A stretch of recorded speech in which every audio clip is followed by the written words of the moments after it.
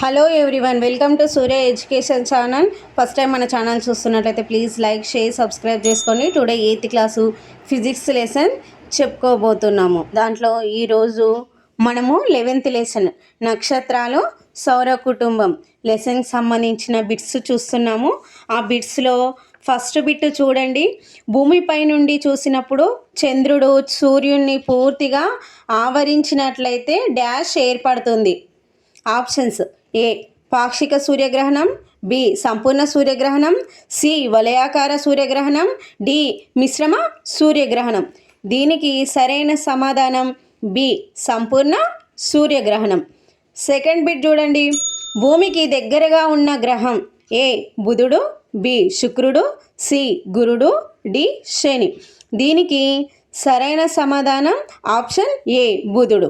భూమికి దగ్గరగా ఉన్న గ్రహము బుధుడు. ఆప్షన్ ఏ కరెక్ట్ అయిన సమాధానం. థర్డ్ చూడండి.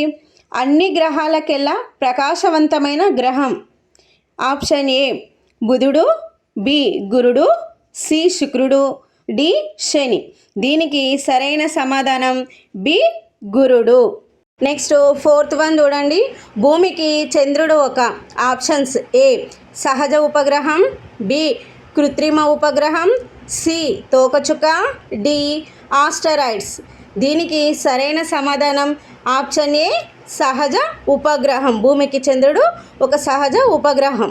Next last one fifth bit చూడండి.